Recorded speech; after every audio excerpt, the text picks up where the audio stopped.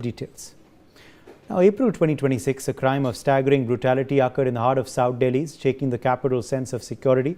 The victim, the 22-year-old daughter of a senior Indian Revenue Service officer and a high-achieving IIT Delhi graduate, was preparing for a UPSC civil services exams when her life was violently cut short.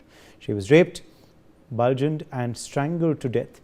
The accused, identified as Rahul Meena, a former house help, sneaked into the family's residence in Kailash Hills. The most discussed aspect of the case in the media was the CCTV footage discrepancy. Footage from approximately 6:30 am to 6:49 am captured Rahul entering the colony and the house wearing his original clothes. At 7:20 am, just 31 minutes later, he was seen leaving. However, he was wearing different colored pants and shoes.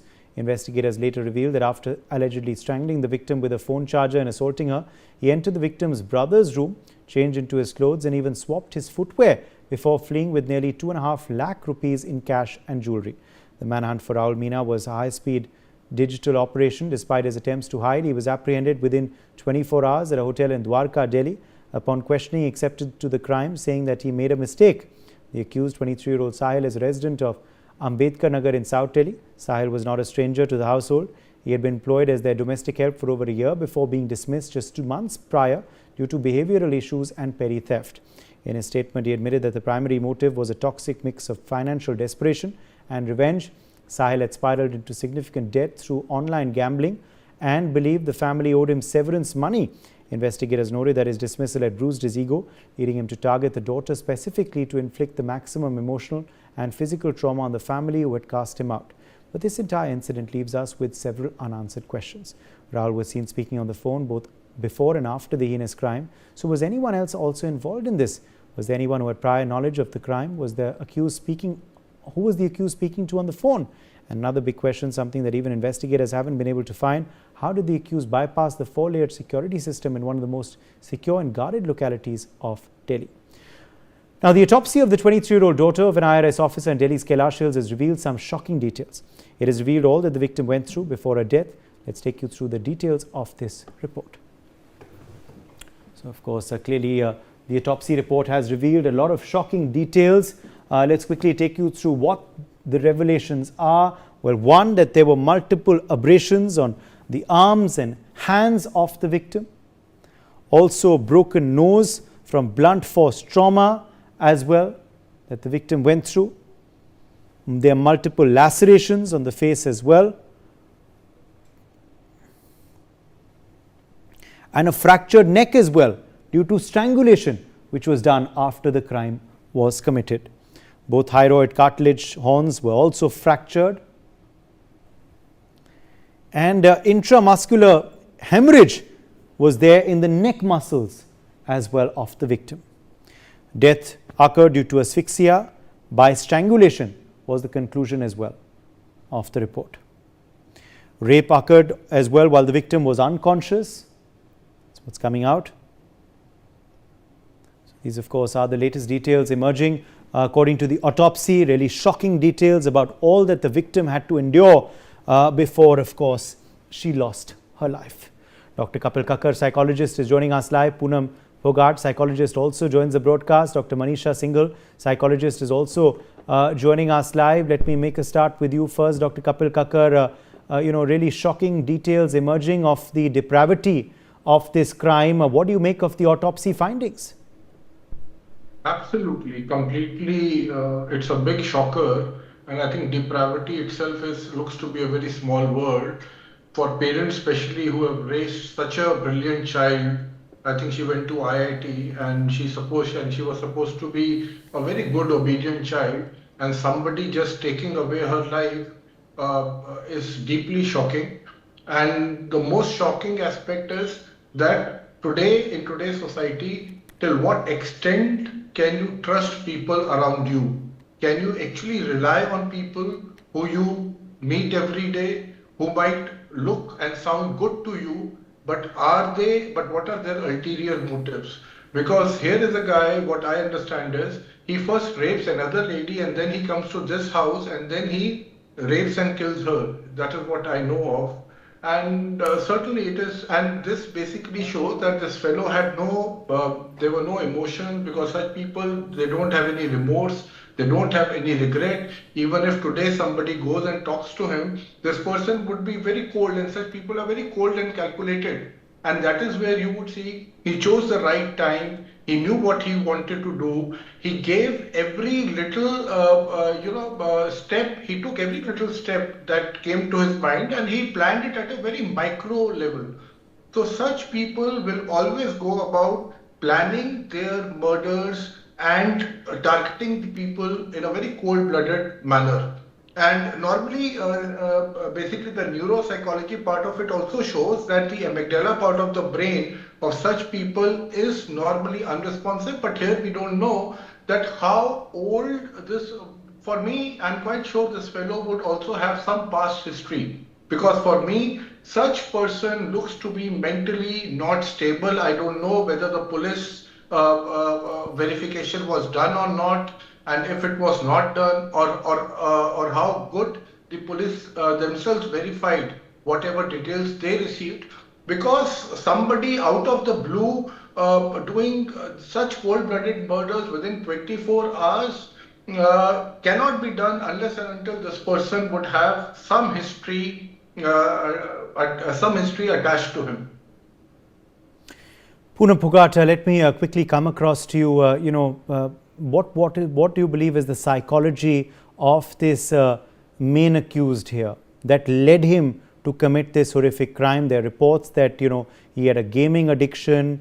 What do you believe was the mental state of this individual that committed this crime, and the way also he went about raping the victim reportedly when she was unconscious, and then of course the kind of harm to the body that was committed before she finally lost her life? So basically, such people are in the right senses if we say that they plan it. They are very alert about what they were doing, as seen that even after doing such a heinous crime, murdering and raping brutally, after that also he spends few hours there, he changes his clothes and then he goes. That means he had well planned, and it's not something which has occurred in a fit of rage, in a fit of anger or revenge. If it is a revenge, yes, it is a revenge, but he has been planning this revenge. And the thing about the brain dysfunction that we are talking about, yes, there is a certain kind of brain dysfunction in such people where they have extreme and intense emotions. Extreme emotions and very high intense emotions. In that scenario, the person, when he committed a crime in Alwar, from there he immediately ran away from there because he would have been caught there. He ran away from there and he immediately planned that now is the time. In that anger and in that thrill of that moment, he decided that I would go there and commit the other crime. The second thing about such people is that they are very charming in the sense that if you see this boy also, he looks like any other young 25-year-old boy in the city. So he's fair, he looks fine, he talks in a very fine manner. So nobody would suspect that this person would be able to do such a heinous crime. So as a result, people will think, and they would have the gift of the gab. They will talk to you very nicely. They would be very humble, polite. As a result, as in the case of this boy also, that people would give them money. He was into gambling, he was into playing games, spending money, borrowing money. Because of his charm, people would give him. But this person must have committed little smaller crimes or illegal or breaking rules from the school itself, where he was not told about that this is not right, this is wrong, this is not to be done, or the rules are to be followed. As a result, they started building up his personality, and finally it turned out to be a psychopathic personality disorder, which he is right now. Absolutely. The shocking aspect also, Dr. Manisha Singhal, that he was wanted in another case of sexual assault as well. That shows that there was a pattern to it as well. What do you make of the psychology of this main accused in this incident, who was responsible for the sexual assault and the murder of this young girl in a posh Delhi neighborhood? Sometimes what happens that there might be some kind of hostility towards women, so which is called misogyny. So there might be, sort of that case also. Otherwise, see, what is the psychology of a rapist? If we try to understand, then this is generally driven by anger, rage at times, but lot of frustration and lack of empathy, and also the what kind of childhood that person has undergone, that person has experienced. So this is very important. So what was this case? If we talk about it, there might be some sort of uh, some sort of revenge, but because it was all planned, so definitely there have been some instances since childhood which would have maybe the parents or the caretakers did not bother about those instances, and they did not try to correct him or give him the right path. So this is a clear example that the boy was quite fearless, and within 24 hours what he did was definitely bit planned, we can say, but at the same time he was pretty clear about it, and there was some trait of hatred towards, there might be some hatred towards females, and at the same time he might be having some or the other personality issues too, so which made him do such a step. And definitely anyone will not take would not commit such a big crime like that only. They would be they would have already done a bit of that earlier too, definitely. Now, there are more details also coming in, that the fact is, Dr. Kakkar, that, some said that he spent his money on prostitutes. There was this other sexual assault in Alwar. How do we ensure that such individuals, do not commit such crimes? How do we check such individuals before they commit more such crimes when they already have a history of such sexual misconduct? See, the problematic issue is that such individuals have a very strong facade. They are totally emotionless. They will try to show their best side. They will, so what happens is they are thinking all the time. They are perceiving how the other person is thinking about them. And obviously, they don't want their reality to come out because they know what they are capable of doing and what they have done in the past. So over a period of time, these people, they get so well seasoned that they know how to manipulate the individuals who are around them. So, though I hate saying this, but if you feel that somebody is being too nice to you, is kind of supportive to you, is going out of the way to help you, or is giving lot of advices, or just complying with whatever you say, be it be it when you are in rage also, somebody who is not reacting, these are not normal human behaviors. But because these people, their awareness level is so strong, they are so cold from inside, they lack empathy, they do not let any kind of emotions from the other side touch them. And that is what makes them very unique and peculiar, because you will seldom, in fact, not seldom, I would say extremely seldom, you will see them changing their mood swings or showing their emotions. The voice tone also would be flat. They would have more often either a smiling face or an expressionless face. They will know what to tell you. So these people are very good at reading your body language. They know what state of mind. And in this case, what for me has happened is that over a period of time, this person was feeling stifled and frustrated. Perhaps some family member would have also told him something over a period of time. And what I understand it, he was kicked out of his job.